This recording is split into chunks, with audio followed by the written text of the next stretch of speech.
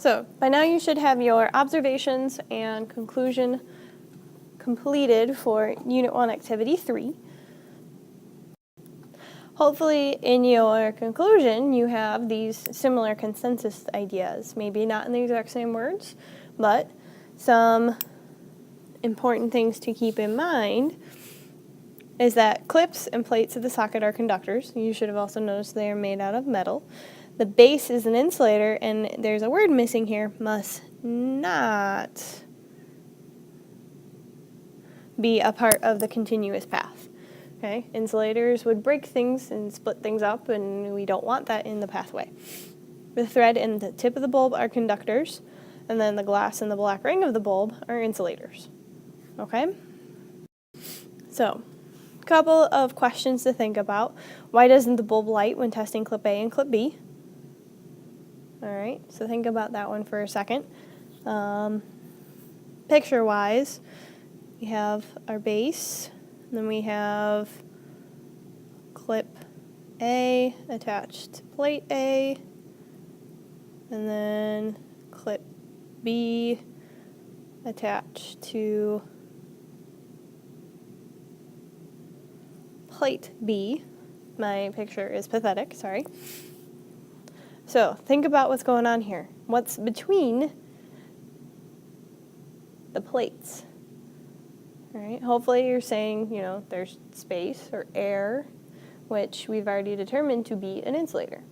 All right, now when you actually plug a bulb in, so when you put the bulb in the socket spot right there, what ends up happening is clip A is connected to clip B, and clip A is connected to plate B, and then the bulb touches plate B, and then it also touches plate A, which is connected to clip A.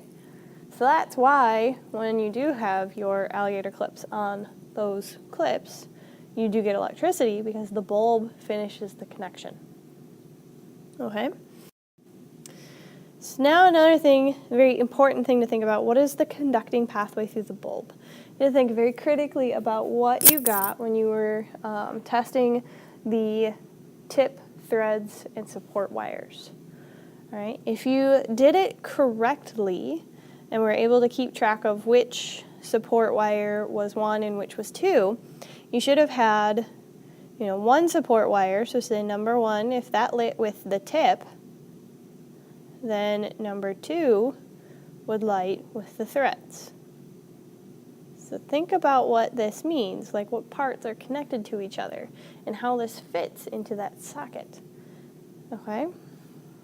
So, a light bulb, the basic drawing of what's going on, we have our tip, our threads, our 2 support wires, and then how a light bulb works is there is this filament that connects the 2 support wires together. It's very, very thin. And if you've ever heard, gone into a room, flip the light switch, you hear this pop and then the light goes out, that's actually the filament breaking. Okay, so when the filament breaks, the bulb goes out. And the filament is also what gives us light. Okay, so electricity, the pathway must force electricity through that filament for us to get light. So if you think about your results regarding the tip, thread, and support wires, one support wire is connected to your tip somehow inside the light bulb. Okay, there's some connection that sits there and takes this first support wire and connects it to the tip of the bulb. Then the electricity flows up that support wire, across the filament, down the other support wire, and that other support wire, was it connected to the tip as well? It should be a no. Instead, what it does is it leaves the threads because it's connected to the threads. Okay? Something to make note of when I draw this. Why do you think I draw the dotted line from the tip to the bulb or from the second support wire to the threads? That's to represent the fact that these connections are on the inside of the bulb. They're not on the outside, so we don't see them. Okay? So make sure you draw it that way too, and I highly suggest drawing this. Now, finally, your new terms. You might be running out of space, squeeze it in somewhere or attach another sheet. But instead of closed loop and open loop, we're going to start talking about a continuous conducting path. So any unbroken set of connections that are made out of conducting materials and that allows the flow of electricity is known as a continuous conducting path. All right?